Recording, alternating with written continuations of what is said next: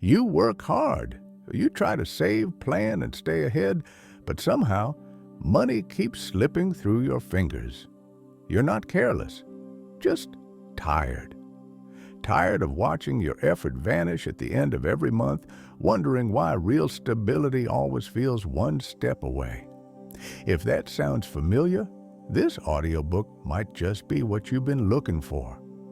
In this summary of The Richest Man in Babylon, we'll uncover the timeless rules that turned ordinary workers into the wealthiest men of their time. Not through luck or hustle, but through calm, deliberate wisdom. You'll see how small, steady choices can transform your financial life and your sense of peace. So, let's begin. Chapter 1. A City, a Hunger for Wealth. The sun was barely rising over Babylon when the first sound of hammers echoed through the city.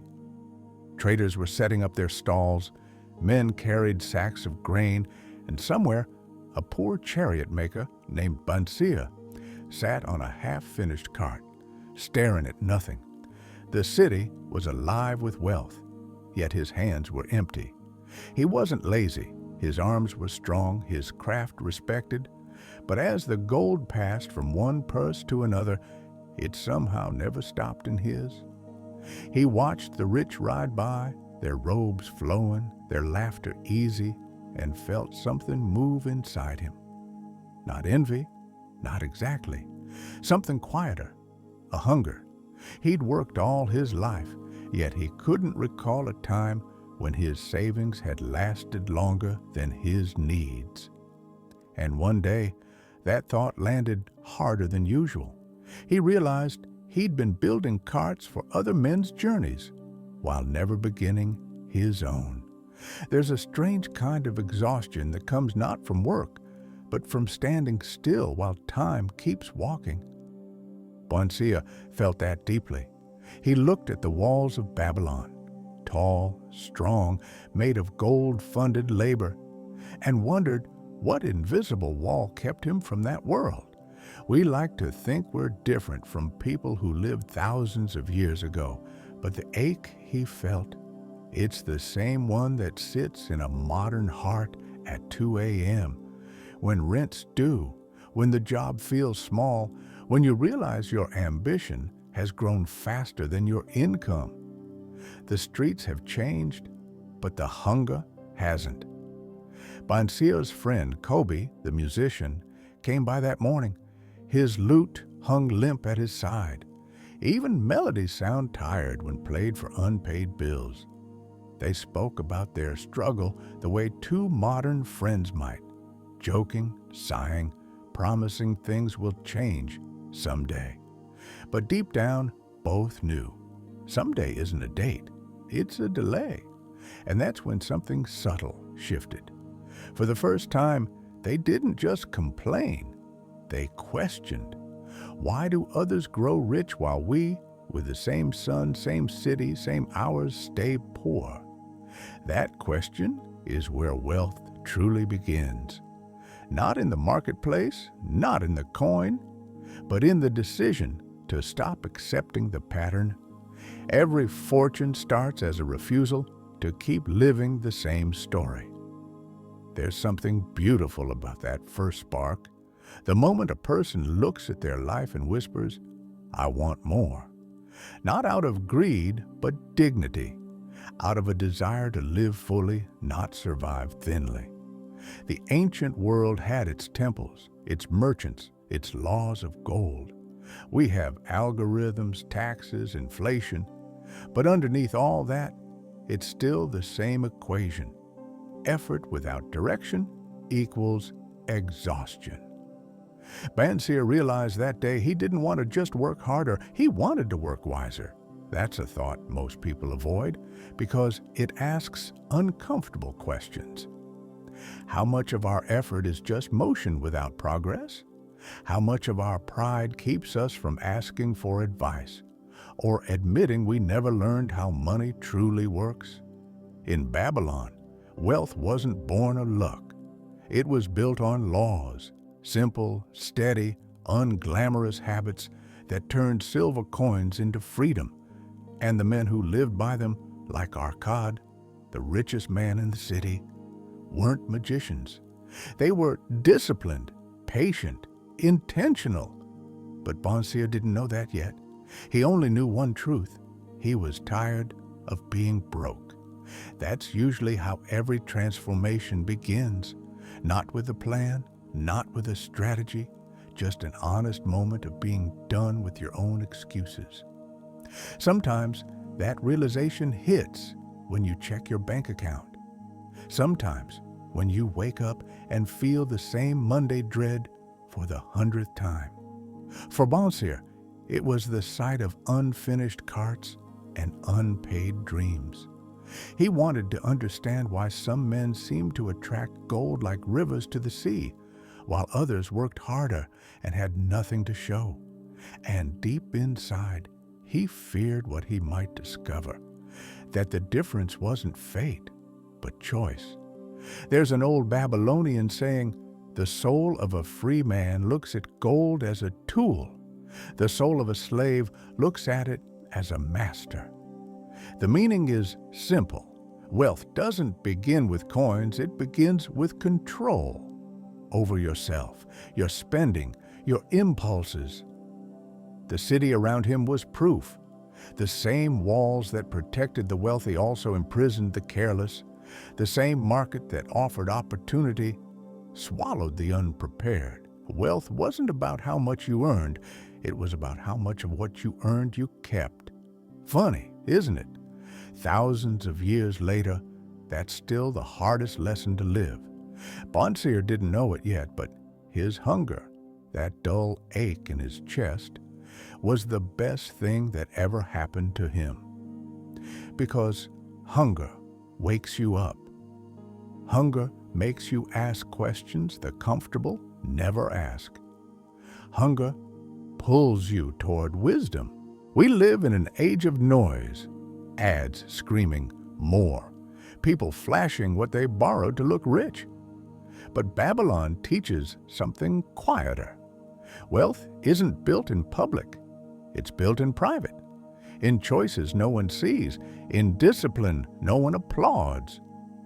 That morning, as the city grew louder, Bonsier and Kobe made a small promise to themselves. They would find Arcad, the man who rose from their same streets to become the richest in Babylon, and ask him the one question that had haunted them both. How? It sounds simple, but think about it. How often do we do that? Ask the right people the right questions. Instead, we chase shortcuts, schemes, trends. Babylon had its versions too. Get-rich rituals, market whispers, false prophets promising quick gold. Every era has them, and every era forgets.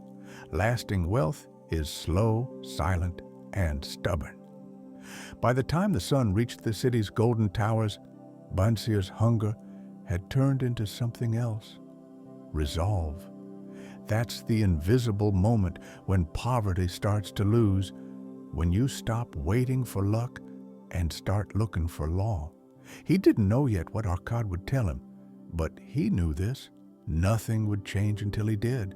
And maybe that's the quiet truth that connects Babylon to now. The first step toward wealth isn't earning more. It's wanting differently.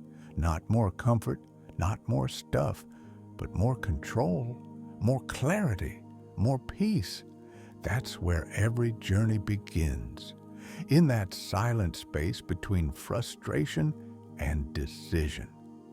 The space where a man looks at his unfinished cart, feels the weight of years, and finally decides it's time. Chapter 2. The Path to Prosperity. It's strange how the truth rarely arrives with fanfare. It shows up quietly, in a sentence, in a question, or in a story told by someone who's already lived the answers you're searching for. That's what happened when Bonsier and Kobe finally sat before Arcad, the richest man in Babylon. He didn't look extraordinary. No golden crown, no guards, just calm eyes, the kind that have seen both poverty and wealth, and learned they're separated not by birth, but by behavior. Arcad listened as his old friends poured out their frustrations, the endless work, the vanishing money, the feeling that life had somehow forgotten them. He didn't interrupt. He just nodded, as if he'd once said those same words himself. And when the silence settled, he said something simple. I found the road to wealth when I learned to keep a part of all I earned. It sounded almost too plain. Keep a part, as if the city's greatest fortune could be reduced to a single habit. But he meant it literally. For every 10 coins he earned, one never left his purse. At first, Bonseer laughed. 1 coin? How can that change anything? Arcad smiled. It changes everything, because it changes you. He was right. Saving money isn't about the amount. It's about the discipline. It's the proof that you can delay comfort, that you're capable of saying no when the world keeps whispering yes. Most people never pass that first test. They earn, they spend, and they call it living. But what they're really doing is trading the present for the future, one impulse at a time. Arcad had once been like that too, a scribe earning pennies, dreaming of gold, but never holding it. Until one day, an old moneylender shared the same advice. Keep at least 1/10 of what you earn, always. It sounded dull, but he obeyed, and slowly the dull habit turned into quiet freedom. That's how wealth works. It doesn't rush. It grows in silence, unnoticed, until one day it stands taller than your fears. You see, the rich don't start rich. They start disciplined. They respect money the way a farmer respects soil. They know it will grow if tended and vanish if neglected. In today's world, we call it budgeting, investing, financial literacy. But those are just modern words for ancient wisdom. The principle hasn't changed. Pay yourself first. Funny how unnatural that feels. We'll pay rent, bills, subscriptions, everyone else, before we ever pay ourselves. And then we wonder why our lives belong to others. The first coin kept is more than money. It's a declaration. I refuse to live at the mercy of my expenses. Arcad students, because soon everyone wanted to learn, were shocked by how small the first steps were. 10% set aside, that's it. No magic, no secret. But then he added the harder rule, spend only what remains. That's where most fail. Because restraint feels like deprivation until you realize it's actually protection. Every coin saved whispers, I've got you covered when life turns. The second law was just as unglamorous. Make your gold multiply. Money should never sleep. If it rests too long, it forgets how to work. Arcad taught them to invest wisely, not in promises, but in proof. Let your gold labor for you, he'd say. Make it birth more gold as children follow their parents. Even now it's the same. The people who build wealth don't chase opportunities. They build systems. They know a dollar should earn another dollar. And that growth, over years, turns small habits into empires. Bonseer struggled with it at first. He kept his 10%, but temptation spoke loud. A new robe, a festival, a debt to repay, the old habits clawed back. But each time he resisted, the feeling was electric, like taking back a piece of his life. That's the secret no one tells you. Discipline isn't punishment, it's power. There's something deeply satisfying about watching your effort compound. Whether it's money, skills, or self-respect, the pattern's the same. You start small, you stay steady, and one day you wake up realizing you're no longer surviving. You're building. Arcad often warned his students, never lend or invest where you don't understand the risk, Gold, like trust, only stays where it's respected. And that's timeless advice. How many of us have lost money to promises that sounded too good? In Babylon, it was camel traders and jewel merchants. Today, it's crypto tips and stock gurus. The faces change, but greed's voice stays the same. Arkad's message was simple. Protect your purse from foolish men and foolish hopes. The path to prosperity isn't about chance. It's about rhythm. A steady heartbeat of earning, saving, and growing, repeated enough times to turn into instinct. And something beautiful happens once that rhythm sets in. Money stops being emotional. It becomes mathematical, predictable, peaceful. It's not that you stop wanting things, you just stop needing them to feel complete. Bansir felt that change within months. His purse grew heavier, not rich yet, but no longer empty.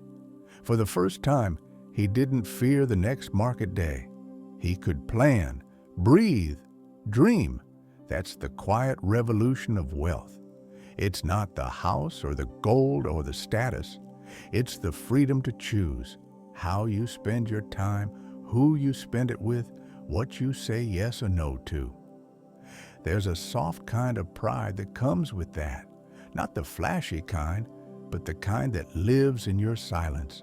When you realize you're no longer waiting for someone to rescue you. Arkad used to end his lessons the same way. Wealth grows from within. Gold obeys the disciplined heart. And maybe that's the truth we still forget today. We chase income but ignore intention. We want abundance but avoid structure. We crave more yet refuse to master what we already have. Babylon's walls may have crumbled, but its laws haven't. Every paycheck, every saving app, every investment account, it all echoes that same timeless rhythm. Keep what you earn, grow what you keep, protect what you grow. That's not just the path to prosperity, it's the path to peace. Chapter 3. When Fortune Listens. They say luck is a whisper, not a shout. It doesn't chase you. It waits until you've proven you're worth finding. In Babylon, people called it the favor of the gods. But Arkad knew better. He knew fortune doesn't belong to the hopeful. It belongs to the prepared. Weeks had passed since Bansir began keeping his 10th coin. His purse felt heavier, his spirit lighter. Yet he couldn't shake one question. When would fortune notice him? He'd done the saving, the waiting. Now he wanted the turning point. That invisible moment when life starts rewarding your patience. He shared this with Arkad, who simply smiled. Fortune doesn't come because we want it.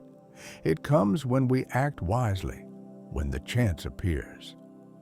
That sounded poetic, but Bansir didn't fully grasp it, not until the day a traveler arrived at the market.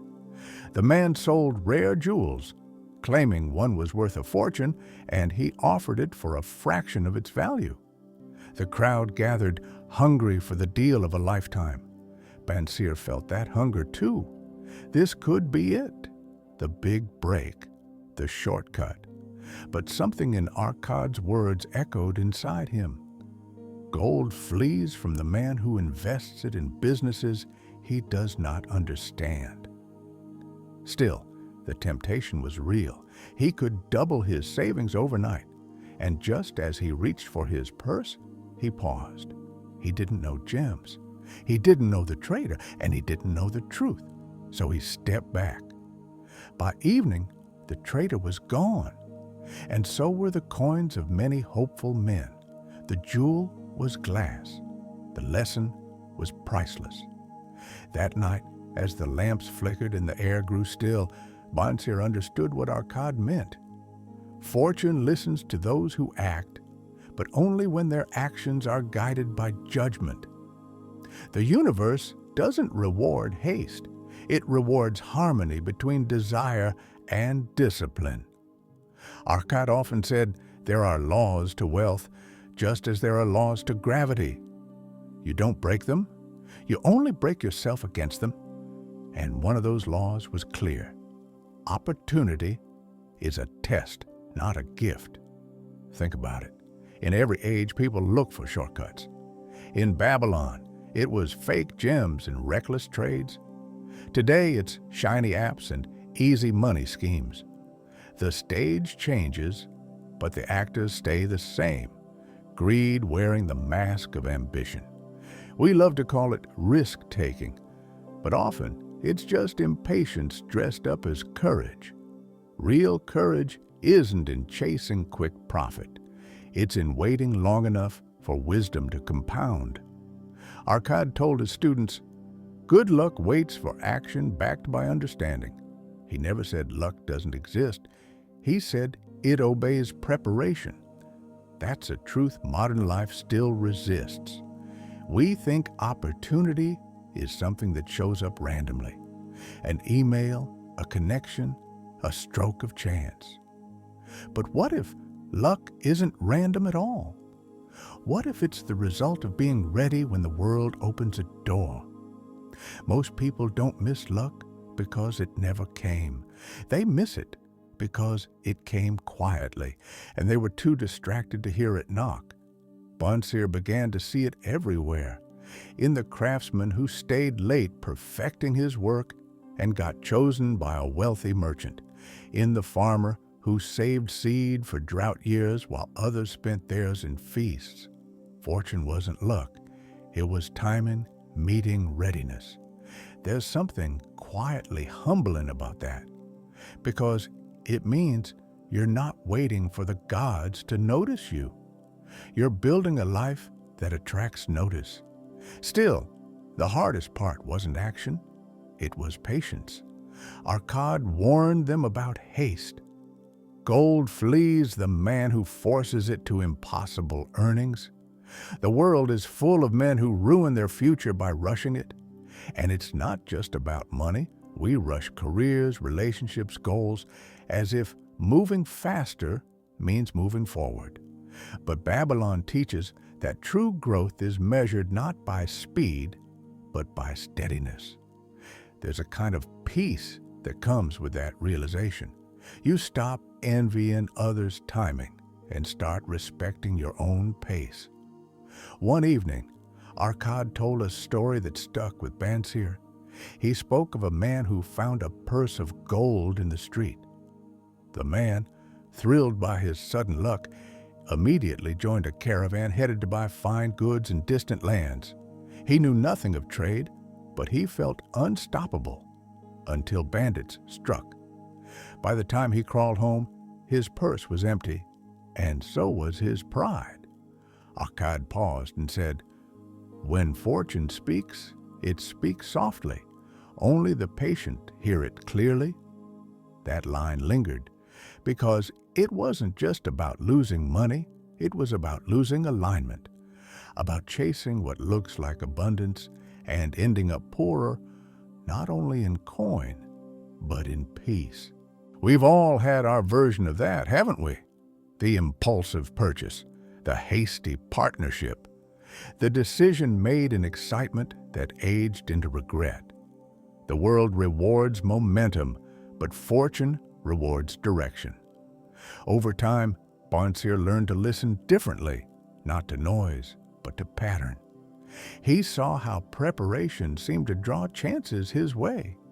His small savings grew into opportunity. A fellow craftsman offered to share profits from a new line of carts, knowing Bonseer had both skill and integrity. It wasn't luck, it was reputation meeting readiness. That's how fortune truly works. It notices consistency. It gravitates toward competence. It finds those who treat small chances as rehearsals for greater ones. Even now, centuries later, that law hasn't aged a day. Money still obeys patience. Luck still bows to discipline. And wisdom still sounds like common sense until you realize how few people live by it. The truth is, fortune isn't magic. It's management of time, trust, and timing. The world doesn't owe you a miracle. It owes you a mirror, one that shows how ready you really are. Banseer's story reminds us that luck isn't something we wait for. It's something we prepare for. It listens, but only to those who've earned the right to be heard. And when it finally answers, it rarely says, "Here's your reward." It simply says, "You were ready." Chapter 4. Trust, Boundaries, and Protection. There's a quiet danger that arrives when money begins to grow. It's not greed, it's generosity without wisdom, the kind that feels noble until it empties your purse. Banseer learned this the hard way. By now his savings had multiplied.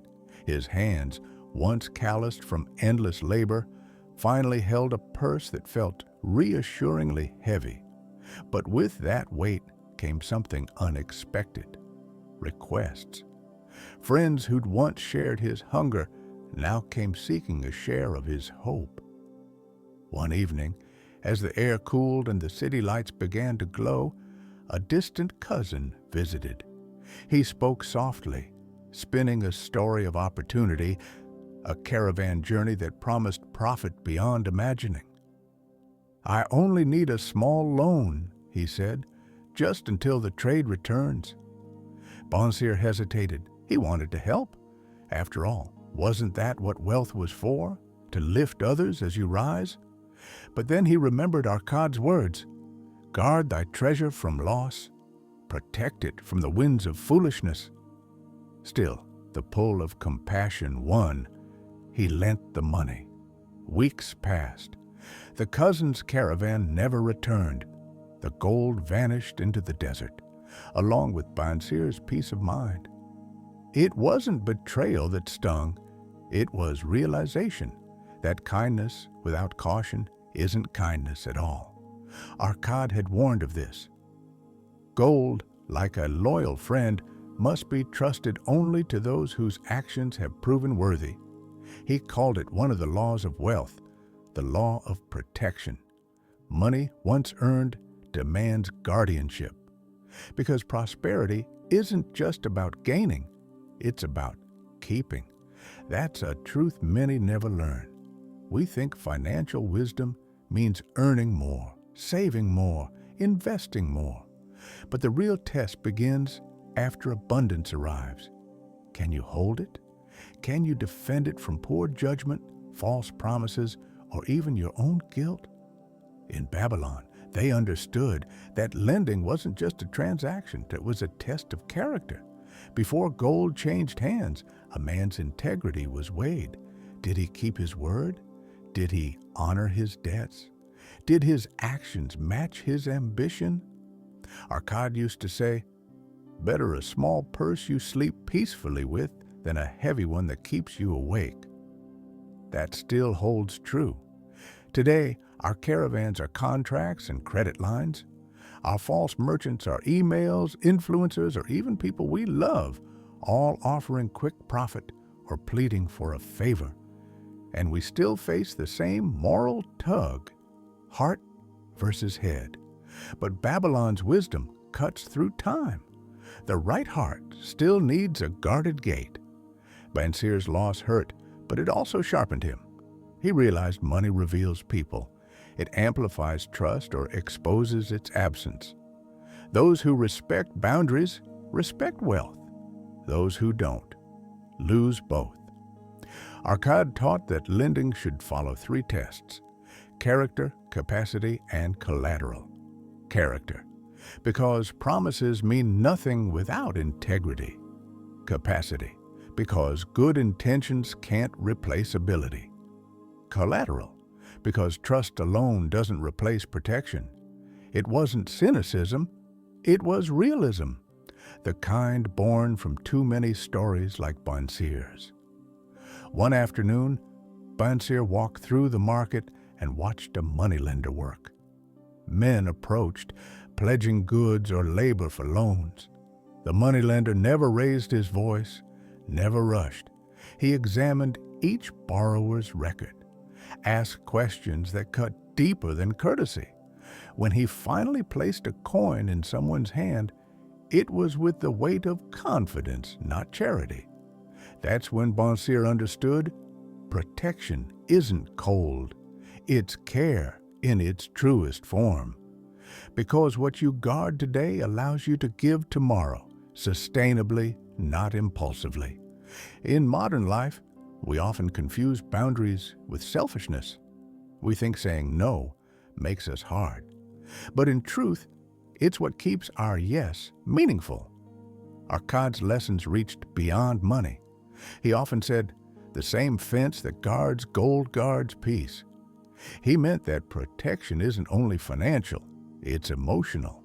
It's the art of deciding who gets your time, your trust, your energy. The same people who drain your purse will often drain your spirit too.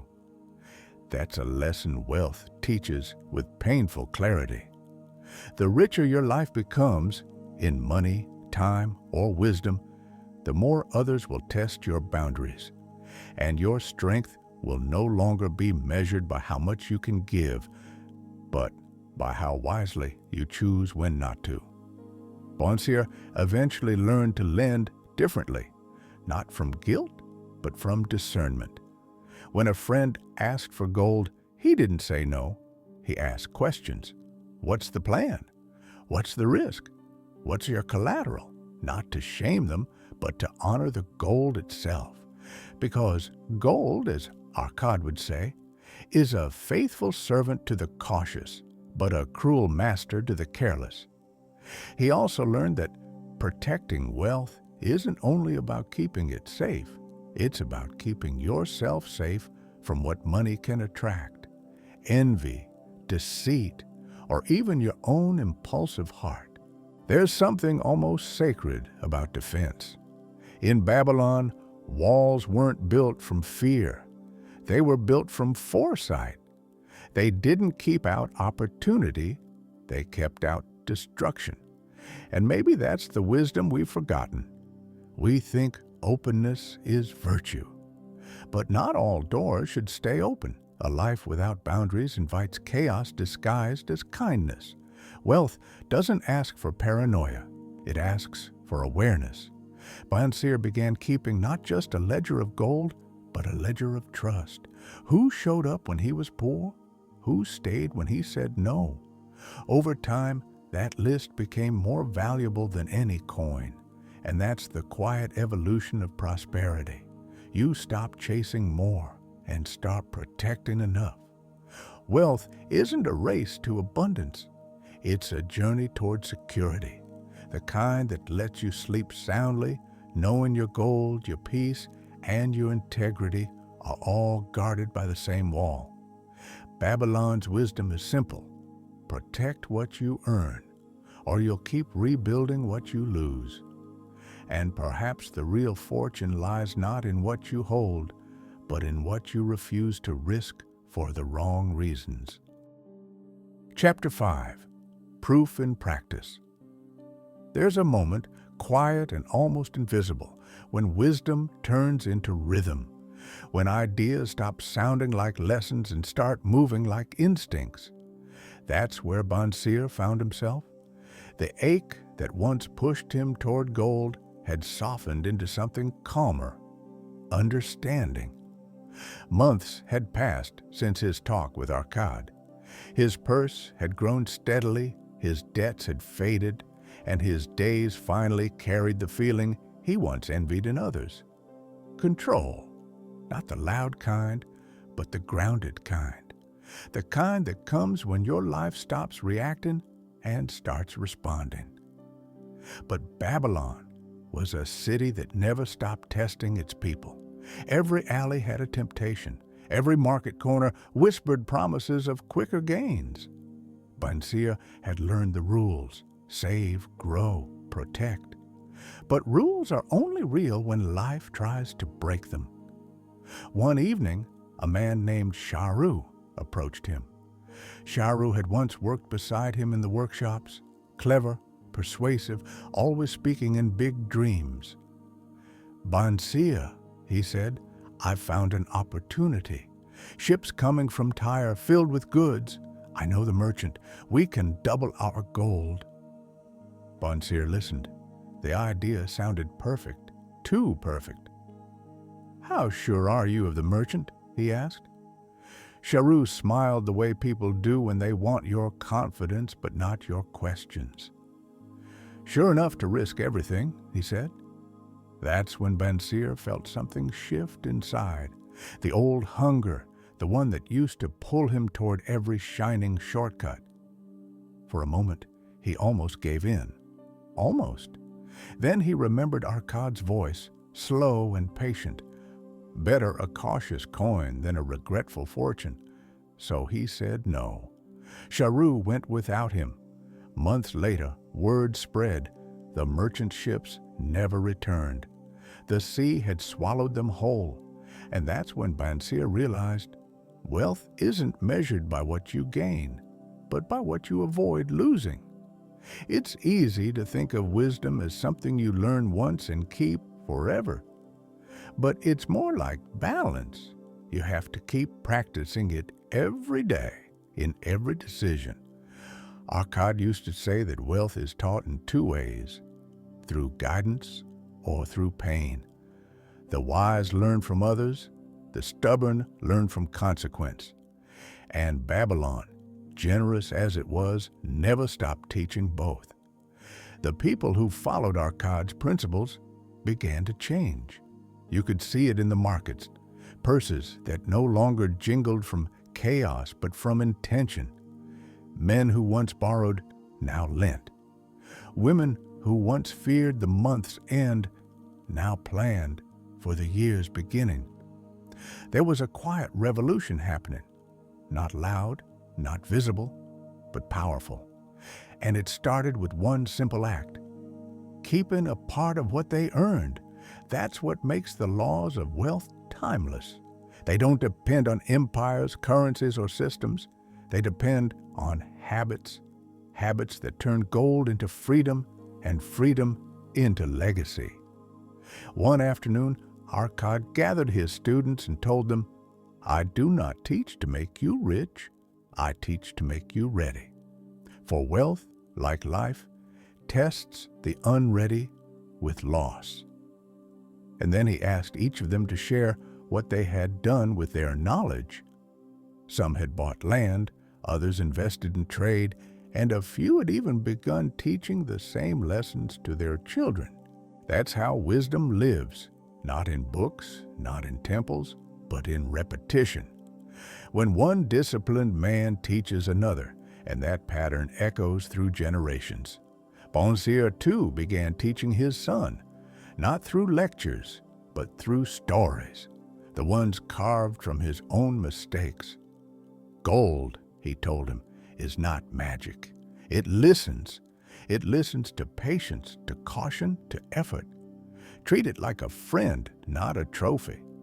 And his son would nod, half understanding, half dreaming, the same way Bonseer once did when Arkad spoke. Because every generation learns the same truths, just in a different language. It's strange how predictable human nature is. Whether in Babylon or New York, the same rules apply. Save first. Spend wisely. Let your money work harder than you do. Guard it from the foolish and the familiar, and never chase what you don't understand. Yet, the simplicity of those rules is exactly what makes them so easy to ignore. People prefer magic to math, luck to logic. But as Babylon proved, there's no spell stronger than consistency. Bonseer once asked Arkad, "When does a man truly become wealthy?" Arkad thought for a while, then said, "When he no longer fears losing what he has." That line stayed with him, because fear of loss is the shadow that haunts every fortune, even the modern ones. But when you've earned your wealth through discipline, not luck, that fear fades, because you trust not the money but yourself.